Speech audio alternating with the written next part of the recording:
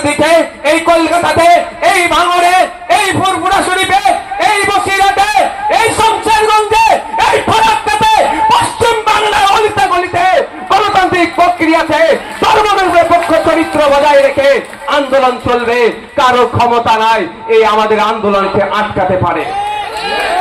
অনেকে অনেক কথা বলতে পারে। আজকে আমরা চারটে বিষয় নিয়ে আজকে ধর্ণা মঞ্চ। আজকে আমি প্রথম পর্বে ওয়াকফ সংশোধনী আইন কেন প্রত্যাহার করতে হবে এই বিষয়ে আমি বলবো। আপনারা শুনতে রাজি আছেন? পরে যদি আমি সময় পাই, মঞ্চ যদি আমাকে সময় দেয়, তাহলে শেষে গিয়ে বাকি তিনটে বিষয়ের উপর আমি স্বল্প বক্তব্য রাখবো। কারণ এটা আমাদের ক্লিয়ার করতে হবে যে কেন এই সংশোধনী আইনের আমরা বিরোধিতা করছি। ব্যাপারটা এমন একটা হয়ে যাচ্ছে যে মোদি যখন বিল পাস করেছে, আমি মুসলমান, আমি ভাবছি আমার বিরুদ্ধে, আর আমার কিছু সংখ্যক হিন্দু ভাই ভাবছে মুসলমানদের তাহলে মনে হয় সত্যি টাইট করা হচ্ছে। হ্যাঁ, অবশ্যই মুসলমানদের টাইট করতে গিয়ে সংবিধানের 14 নম্বর আর্টিকেল, 15 নম্বর, 25, 26, 29, 300 মতো আর্টিকেল গুলোর উপরে ডাইরেক্ট আঘাত করছে। তাই আমরা একদিকে যেমন ধর্মীয় ভাবে ধর্মীয় পরিচয় আছে, সাথে সাথে আমরা সংবিধান প্রেমী মানুষ। বিজেপি নিয়ে আসা যে আইনের সংবিধানের উপর আঘাত দিচ্ছে, সেই আইনকে প্রত্যাহার করতে আমরা বাধ্য করব। আমরা একদিকে মাঠে ময়দানে আন্দোলন করব, সভা সমিতি তৈরি করব, জনগণের মধ্যে সচেতনতা তৈরি করে এই আইনকে প্রত্যাহার করতে বাধ্য করব। অপরদিকে বিদেশের সর্বোচ্চ বিচার ব্যবস্থার কাছে আমরা আর্জি জানাবো, আমরা সুপ্রিম কোর্টে মামলা করব। এই নওশাদ সিদ্দিকী ফ্রমের অনেক সদস্য অলরেডি সুপ্রিম কোর্টে মামলা করেছে, আমাদের মামলা চলছে।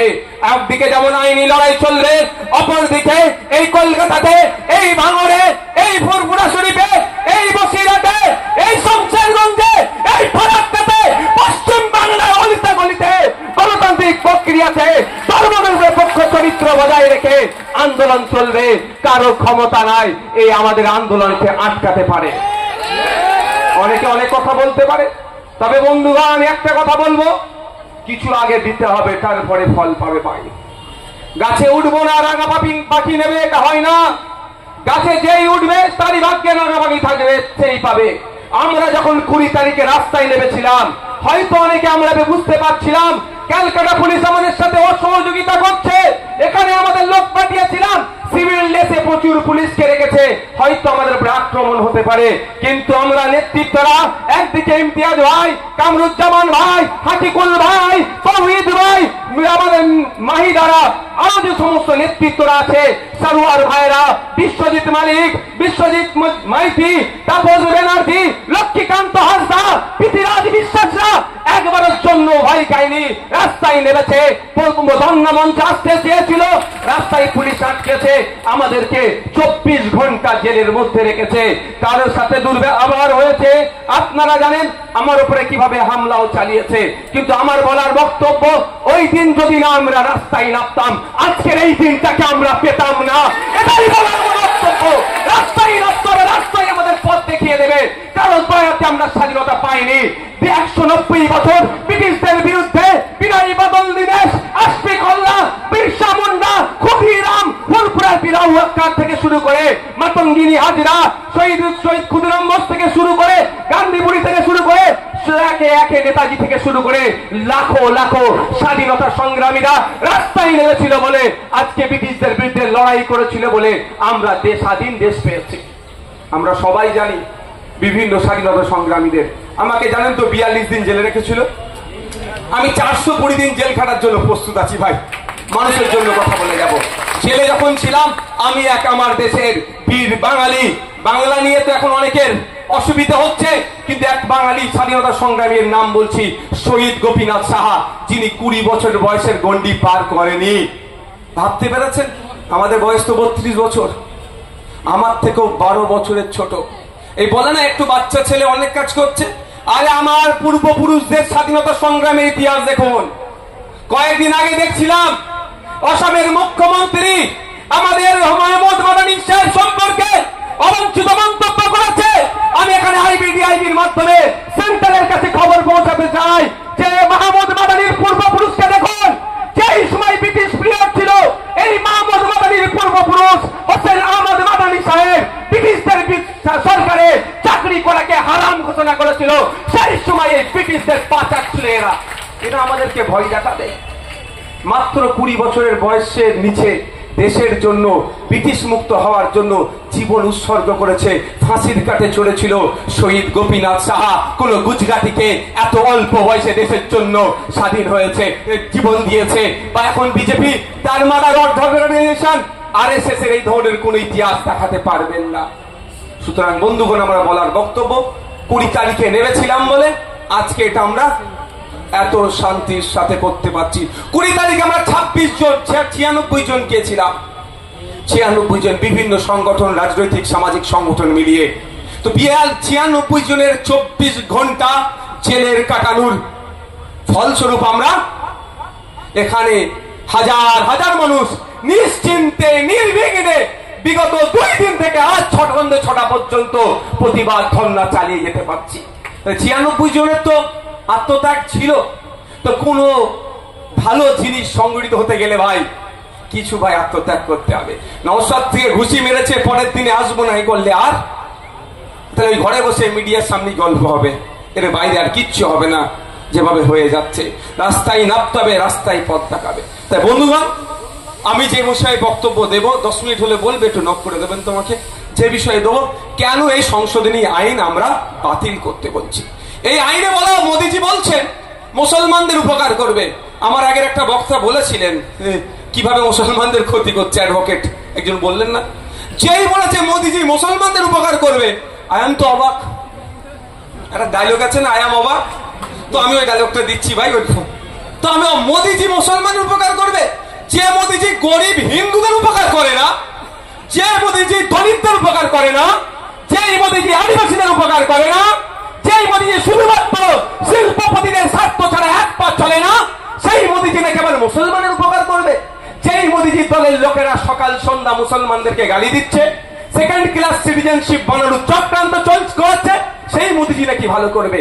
ওই জন্য একটু আমি পড়াশোনা করতে লাগলাম এই আইনটাকে নিয়ে, বিলটাকে নিয়ে। এমনি ভাই আমি খুব গোতো ছেলে, আমি খুব প্রচন্ড কুড়ে ছেলে, বাড়ির ছোট ছেলে তো একটু কুড়ে ভাই।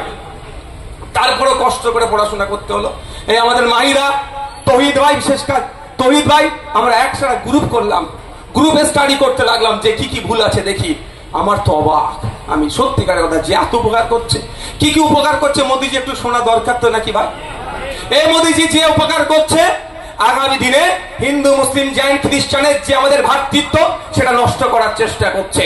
এখানে বলা হচ্ছে প্র্যাকটিসিং ইসলাম লাস্ট 5 বছর হলে আপনি ওয়াফ করতে পারবেন। ইটস মি নন মুসলিম ভাইরা কেউ ওয়াফ কার করতে পারবে না। কিন্তু ভারতবর্ষের ইতিহাস, বিভিন্ন ধর্মের বর্ণের জাতের মানুষ এই ভারতবর্ষে বসবাস করছে। শ্মশানের জায়গার অভাব আছে, মুসলিম ভাই এগিয়ে গেছে, শ্মশানের জায়গা ব্যবস্থা করে দিয়েছে। কবরস্থানের জায়গার অভাব, হিন্দু ভাই এগিয়ে এসেছে, কবরস্থানের জায়গা দিয়েছে, ওয়াকফ করে দিয়েছে। মন্দিরের জায়গার অভাব, মুসলমান এগিয়ে গেছে, মন্দির করতে জায়গা দিয়ে দিয়েছে। মসজিদের জায়গার অভাব, জৈন ভাই এগিয়ে এসেছে, মুসলমানকে জায়গা দিয়েছে, মসজিদ করো। এটা আমাদের ইতিহাস তো নাকি? এটা তো আমাদের ঐতিহ্য। এটাকে নষ্ট করার এক প্রথম ধাপ হচ্ছে এটা, যে কোনো মুসলিম ছাড়া ওয়াফ করতে পারবে না। তবে কোন মুসলিম হবে? লাস্ট 5 বছর প্র্যাকটিসিং ইসলাম হতে থাকতে হবে, না হলে পারবে না। এবার আপনারা বলুন যে প্র্যাকটিসিং ইসলামের ডেফিনিশনটা একবারের জন্য বলে দেয়নি, কি সংজ্ঞা হবে? শুধুমাত্র বলেছে প্র্যাকটিসিং ইসলামের বাইরে নয়। এবার বলুন প্র্যাকটিসিং ইসলাম কাকা? তো বড় যে জুব্বা পড়বে সে, যার দাড়ি এত বড় হবে, এরকম কিছু বলা নেই। যে 5 ওয়াক্ত নয় 6 ওয়াক্ত তাহাজ্জুদের নামাজ পড়বে, সে প্র্যাকটিসিং ইসলামের মধ্যে থাকবে। এবার বলুন কোন লোক যে অফ করতে গেল, অফ করতে যেতেই পারে তো ভাই।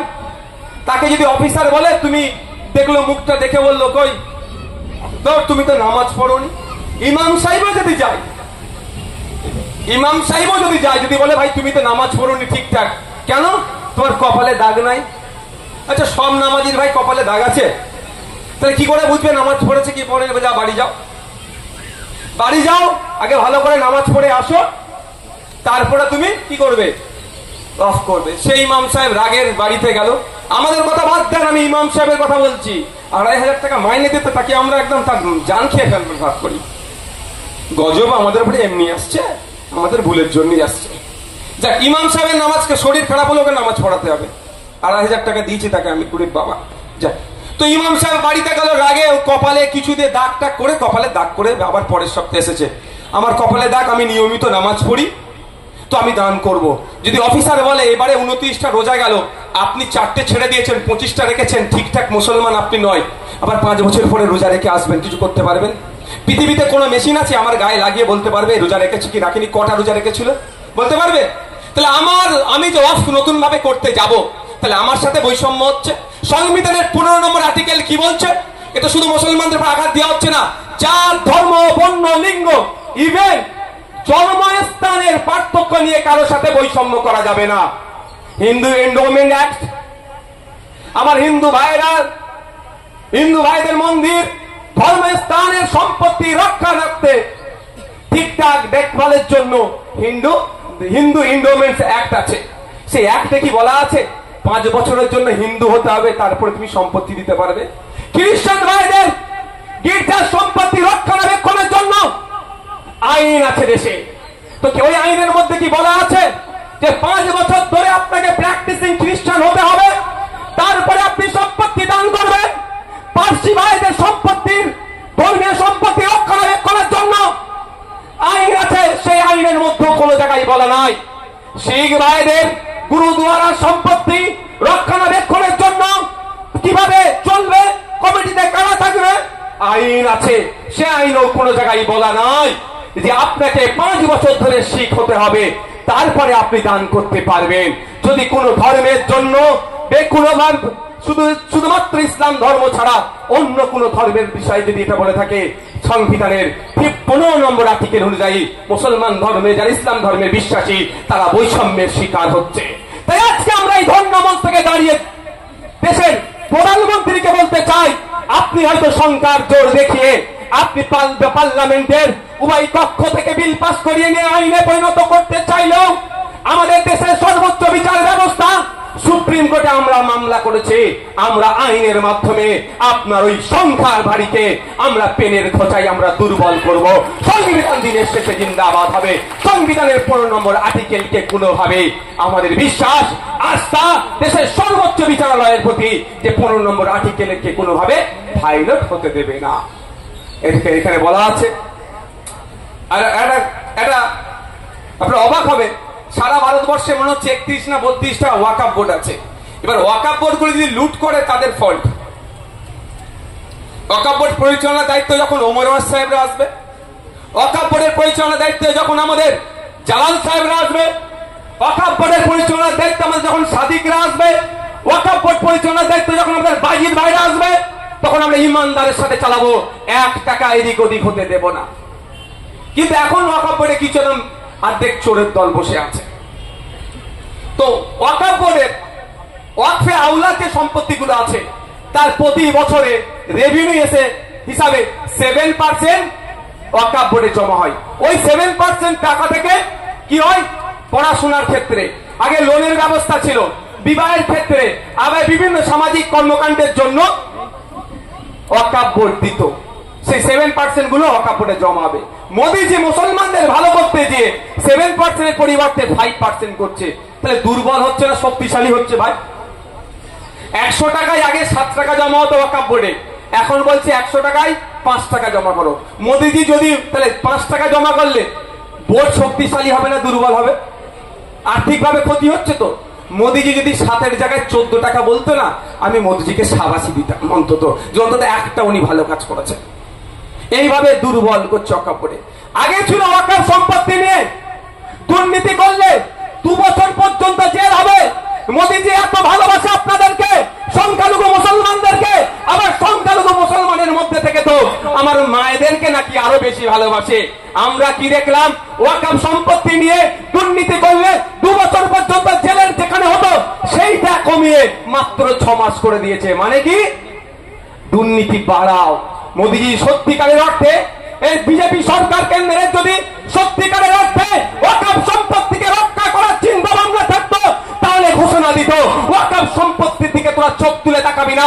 ওয়াকফ সম্পত্তি নিয়ে কেউ দুর্নীতি করলে এখন 2 বছর জেল, ওটাকে বেরিয়ে আমরা 12 বছর জেল দিব। তাহলে নওশাদ সিদ্দিকী মোদীজির নামে জয়ধ্বনি দিতাম দেশের প্রধানমন্ত্রীর নামে, তা করলো না, জেলের এটা কমিয়ে দিল। মানে বেশি করে লুট করো। আর কি কি হচ্ছে ওয়াক বা ইউজার। আমি বেশ মেজর পয়েন্টগুলো বলছি ভাই, অসুবিধা হচ্ছে না তো কারো? বলে বলবেন, আমি শেষ করে দেবো ভাই।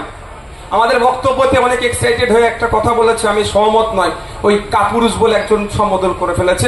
আমি মঞ্চের পক্ষ থেকে আমি দায়িত্ব নিয়ে ওই শব্দটা প্রত্যাহার করছি। আমি একজন প্রেসিডেন্ট মানে সভাপতি মন্ডলীর মধ্যে একজন হিসাবে এই শব্দটাকে আমি প্রত্যাহার করে নিচ্ছি।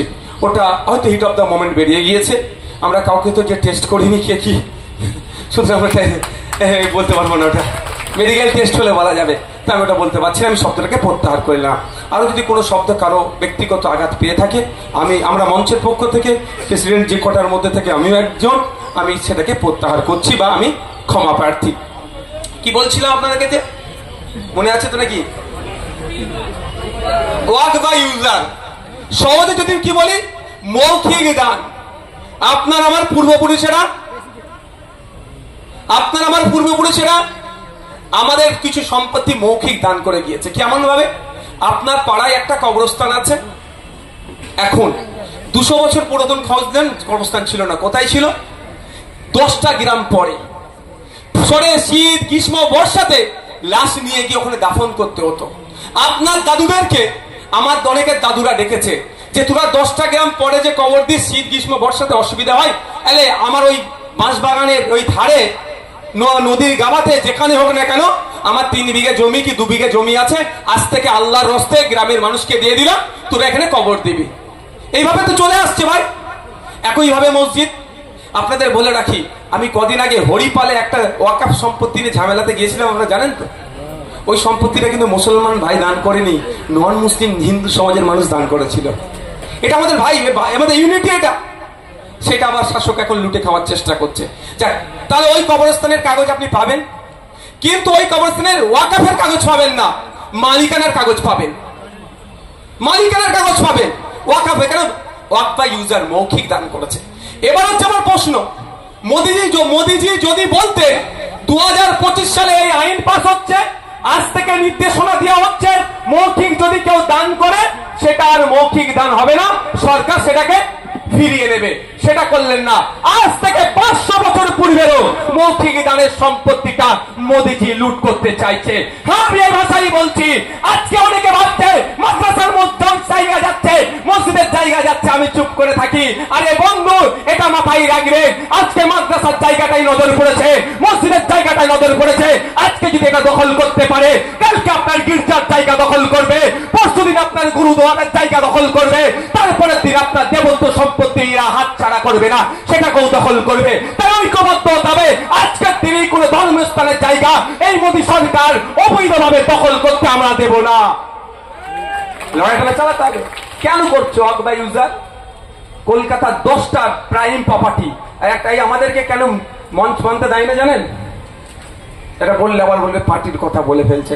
আমি ভেবেছিলাম আজ পার্টির নামও নিব না, কিন্তু বলতে বাধ্য হচ্ছে। আমি এর আগে বলেছিলাম কি খেয়াল আছে, ক্যামাকি স্ট্রিটে ওয়াকফের সম্পত্তি আছে। আমি নাম ধরে বলে দেবো কত নম্বর দাগ, 5 নম্বর কামাকি স্ট্রিট, যেখানে তৃণমূল কংগ্রেসের পার্টি অফিসের বিল্ডিং এ, ওখানে মদে আছে, বার আছে, অনেক কিছু আছে। ওটা মুসলমানদের ওয়াকফ প্রপার্টি লুট করে খাচ্ছে। সময় আসলে ওই জায়গাও আমরা উদ্ধার করব। আমি যদি তথ্য দিয়ে বলছি, আমি যদি ভুল বলি, আমার বিরুদ্ধে মানহানির মামলা ঠুকতে বলবেন। যেটাতে তৃণমূলের পার্টি অফিস আছে, ওই 5 নম্বর কামাকি স্ট্রিট, 5 নম্বর কামাকি স্ট্রিট, ওটা ওয়াকফ সম্পত্তি। বাংলার একজন আইকনিক পার্সন ছিলেন, বাংলার একজন নোটেবল পার্সন, ইস্পাহানিদের নাম, যার নাম ছাড়া বাংলার ইতিহাস সম্পূর্ণ। সেই ইস্পাহানিদের জায়গা লুট করে ওরা ওখানে বার চালাচ্ছে, মদের দোকান, রাজনৈতিক কারবারিরা ওখানে হই হই করছে। তাতে না আমরা বুঝতে পারি, আমাদেরকে ভুলিয়ে দেওয়ার জন্য কলকাতার রাজপথে আমাদের আসতে দিচ্ছে না। তবে একটা বলতে চাই, এখানে স্টেটের আইবির মাধ্যমে নওশাদ সিদ্দিকী ভুলে যাওয়ার ছেলে নয়। স্টেজে যারা বসে আছে, এরা বন্দুকের সামনে রাজনীতি করতে এসেছে, বন্দুকের সামনে দাঁড়িয়ে এরা সমাজনীতি করতে এসেছে, বন্দুকের সামনে দাঁড়িয়ে এরা হকের কথা বলে যাবে। সুতরাং এদেরকে জেল চমকি দিয়ে এদের লড়াইকে আপনি আটকাতে পারবেন না। সময় আসবে, ওই 5 নম্বর কামাকি স্ট্রিটের ওয়াকফ সম্পত্তিটাও আমরা উদ্ধার করব। সেই উদ্ধারে শুধু কি নওশাদ সিদ্দিকী থাকবে? মনে হয় জাত, ধর্ম, বর্ণ নির্বিশেষে মানুষরা আমার সাথে থাকবে। তা বন্ধুগণ, এরা ওয়াক বা ইউজার করে ওই জায়গাগুলো লুটতে চাইছে। আমি আপনাদের বলি, আপনার যে পূর্বপুরুষ কবরস্থানের জন্য যে জায়গাটা দিয়েছে, সংবিধানের এই আপনার আইনের মধ্যে না আইনের বাইরে আপনি জেনে নিতে হবে। বলতে পারে যে মৌখিক দানটা অবৈধ। আরে বন্ধু, যে বলবে অবৈধ সেই বন্ধুকে আজকে নোট করে নেন। Indian evidence act 1872, Indian contract act 1872, transfer of property act 1882, এই তিনটে আইনের মধ্যে মৌখিক দানকে বৈধ বলে ঘোষণা হয়েছে। সুতরাং আপনার আমার পূর্বপুরুষেরা মৌখিক মাদ্রাসা মসজিদ দিয়ে কিছু ভুল করেনি, আইনকে মান্যতা দিয়ে বরঞ্চ আইনের একটা প্রভিশনকে তারা যথারীতি প্র্যাকটিস করেছে, তাদেরকে ধন্যবাদ দেওয়া দরকার।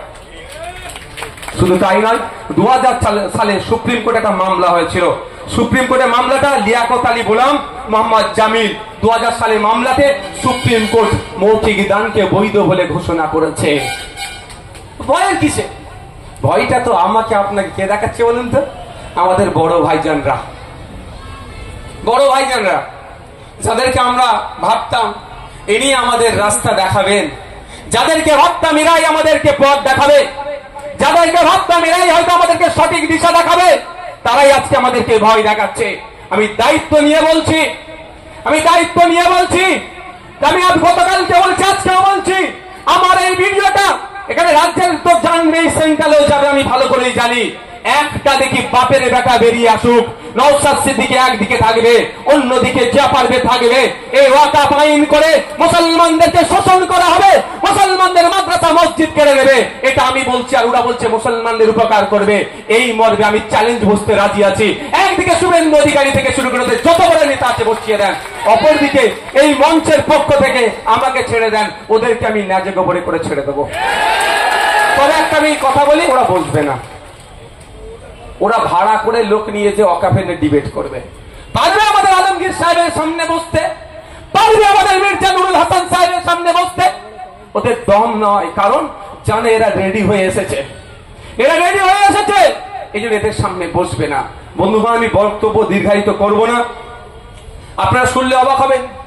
এতদিন ট্রাইব্যুনালে প্রথম মামলা হতো, ট্রাইব্যুনালে মামলা হওয়ার পরে ডিসিশন হতো এটা ওয়াকফ কি ওয়াকফ না, ঠিক আছে। হঠাৎ করে রাস্তায় রেড়ে করে আওয়াজ তুলছে, রেড়ে করে আওয়াজ উঠছে। আমার বিজেপির বন্ধুরা বলেছে বলে আবার কেটে ছেড়ে দেবে। জ্বালা অনেক, জানেন কি জ্বালা জানেন উলুল সাহেব? এসব বলাও যাবে না, আমাদের জন্য হারাম একদম। যাক, যে কেটে ছাড়বে তাকেও তো কিছু খাদ্য দিতে হবে ভাই, তারও সংসার চলবে কি করে, ভিউজ পাবে। দিলাম তো বিজেপির মানুষজন বলে বেড়াচ্ছে কি, কতক্ষণ হলে একটু বলবেন না। তো বিজেপির মানুষজন কি বলছে, এই ওয়াকফ ট্রাইব্যুনাল নাকি ফাইনাল ডিসিশন দেয়।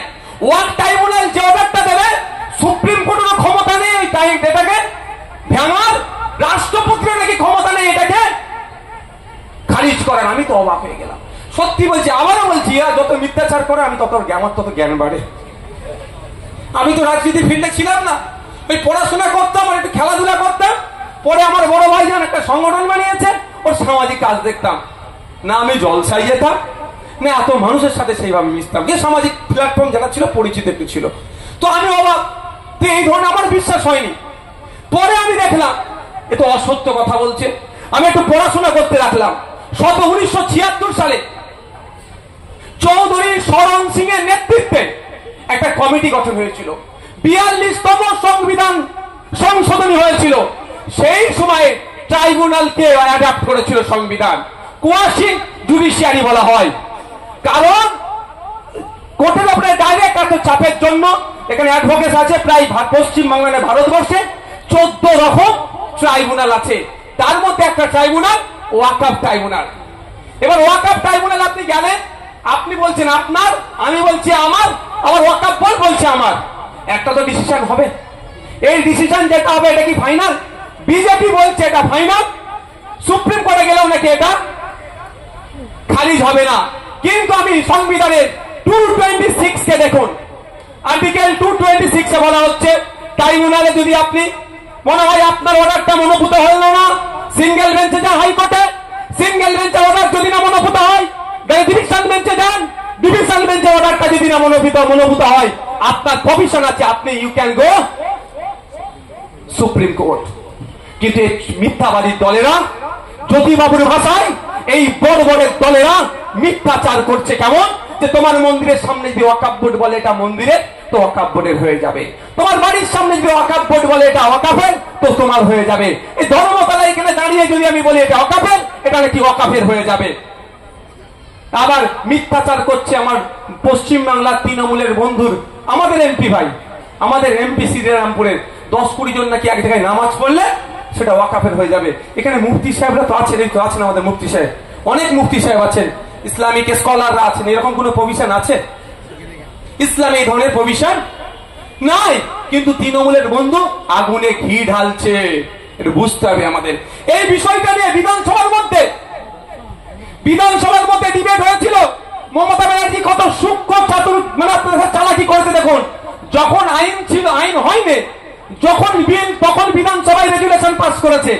এখন আইন হয়ে গেছে, এখন আর রেজুলেশন পাস করছে না। তো ডিবেটে ওই বিষয়টা তুলেছিল, আমি সেটাকে খণ্ডন করেছিলাম। বন্ধুগণ, আমাদের ওয়াকফ ট্রাইব্যুনালে আপনি অবাক হবেন আপনারা, 14টা যে ট্রাইব্যুনাল আছে, 13টি ট্রাইব্যুনালের নিজস্ব কিছু আইন কানুন আছে। একমাত্র ওয়াকফ ট্রাইব্যুনাল নিজে, এই আমাদের বসু বাবু, হ্যাঁ বাবু উপরে আসেন, টাইম নষ্ট করবেন না, আমার সাথে চলে আসেন উপরে। তো ওয়াকফ ট্রাইব্যুনালের নিজস্ব কোনো কোড নাই। সিভিল প্রসিডিওর যেভাবে চলে, সেম সিভিল প্রসিডিওরকে ওয়াকফ ট্রাইব্যুনাল অ্যাডাপ্ট করেছে। কিন্তু মিথ্যাচার হচ্ছে। এই মিথ্যাচারের কোনো আপনারা বিতস্তত হবেন না। একটা শেষ কথা বলে আমি সমাপ্ত করব। বলছে নাকি যেখানে দাঁড়াবে সেখানেই ওয়াকফের হয়ে যাবে। এই মুহূর্তে পশ্চিম বাংলায় ওয়াকফ প্রপার্টি কত জানেন? সুদর্শন বোস মহাশয়কে একটু বসতে দিন না। সুদর্শন বাবু আসুন। ওয়াকফ পশ্চিমবঙ্গ 1,43,360 একর। আমি আমার নানি দাদির গল্প শোনাচ্ছি না, যদি আমার নানি দাদির গল্প শোনালেও কাজ হবে, আমি শোনাচ্ছি না। এখানে আমি ওয়েস্ট বেঙ্গলের ওয়াকফ বোর্ডের দেওয়া তথ্য অনুযায়ী বলছি, পশ্চিমবাংলায় 1,43,360 একর সম্পত্তি হচ্ছে ওয়াকফের। তারপরেই আমাদের প্রশ্ন ছিল, এই মঞ্চের একজন গুরুত্বপূর্ণ সদস্য মাস্টার তৌহিদ আহমেদ খানের আরটিআই, আমার কাছে তার কপি আছে, আমাদের তৌহিদ দা আরটিআই করেছিল। তারপরের কোশ্চেন ছিল যে কত একর সম্পত্তি, 3 নম্বর কোশ্চেনে, যে বেহাত হয়ে আছে। সেই তথ্য হচ্ছে 25,287 একর, প্রায় 75 থেকে 80 হাজার বিঘা সম্পত্তি বেহাত হয়ে আছে। কিন্তু আমার এত ক্ষমতা, আমি যেখানে দাঁড়াবো সেটা আমার হয়ে যাবে। আমি আমার মানে ওয়াকফ বোর্ডকে বলছি, ওয়াকফ বোর্ড যেখানে দাঁড়াবে সেটা ওয়াকফের হয়ে যাবে। আর আমার নিজের 80 হাজার বিঘা সম্পত্তি আমি উদ্ধার করতে পারিনি। ওয়াকফ ট্রাইব্যুনালকে গিয়ে বলছি, মাই লর্ড, এই কলকাতার ওই পার্ক স্ট্রিটে, ওই জায়গার নাম কি গো, ক্যামাক স্ট্রিটে আমার সম্পত্তি দখল করে নিয়েছে। তুমি একটু অর্ডার করো না, যাতে আমি দখল মুক্ত হয়ে আমি পাই। সেখানেও আমি পাচ্ছি না। আমি কলকাতা হাইকোর্টে যাচ্ছি, আমি ভোট, আমি কলকাতা হাইকোর্টে গিয়ে বলছি, মাই লর্ড, পার্ক স্ট্রিটে আমার সম্পত্তি দখল করে রেখেছে, যেখানে 1 কাঠার দাম 5 কোটি টাকা, যেখানে 1 কাঠার দাম 10 কোটি টাকা, এই ধরনের ভ্যালুয়েবল প্রপার্টি দখল করে রেখেছে। তুমি একটু অর্ডার করে দাও না, যাতে আমি আমার সম্পত্তি ফিরে পাই। তাও আমি পাচ্ছি না। আমি বাধ্য হয়ে সুপ্রিম কোর্টে যাচ্ছি। সুপ্রিম কোর্টে গিয়ে বলছি, মাই লর্ড, আমার সম্পত্তি বেদখল হয়ে আছে, 80 হাজার বিঘা সম্পত্তি আমার এখনো পাচ্ছি না। তুমি একটু অর্ডার করো যাতে আমি পেয়ে যাই। কিন্তু তারিখ পে তারিখ আমি উদ্ধার করতে পারছি না। আমার এত ক্ষমতা এইদিকে, আমি যেখানেই দাঁড়াবো সেটাই আমার হয়ে যাবে। এসব ছাবলামো বন্ধ করতে বলুন। দম থাকলে বিজেপির নেতাদের বলুন, নওশাদ সিদ্দিকীর সামনে বসে ওয়াকফ ভালো না খারাপ সেটাকে প্রমাণ কর, তারপরে জ্ঞান দিবি। বন্ধুগণ, আমি বক্তব্য দীর্ঘায়িত করব না, তবে মনে রাখবেন ওয়াকফ বা ইউজার আর একটা খাতারনাক আরেকটা আছে, ইন্ডিয়ান লিমিটেশন অ্যাক্ট 1963-তে আইনের বিশেষজ্ঞরা আছে। কোন জায়গায় 10 বছর না 12 বছর ভাই, 12 বছর কোন যদি পাবলিক প্রপার্টিতে কেউ বসে পড়ে, সেটা তার তুলতে পারবেন না। কাগজে কলমে মালিক না হলেও সত্তার মালিক হয়ে গেল। এটা ইন্ডিয়ান লিমিটেশন অফ অ্যাক্ট 1963। কিন্তু আজ পর্যন্ত শুধুমাত্র ওয়াকফ ছাড়া কোন ধর্মীয় সম্পত্তির ক্ষেত্রে লিমিটেশন অ্যাক্ট প্রযোজ্য ছিল না। ইভেন প্রিন্সিপাল অ্যাক্ট 1995 ওয়াকফের 107 নম্বর আপনার সেকশনে বলা ছিল যে এখানে ইন্ডিয়ান লিমিটেশন অ্যাক্ট প্রযোজ্য হবে না, অর্থাৎ ওয়াকফ সম্পত্তির উপরে কেউ 10 বছর কেন 50 বছর 100 বছর যদি বসবাস করে সেই সম্পত্তিটার উপরে তিনি জোর দেখাতে পারেন।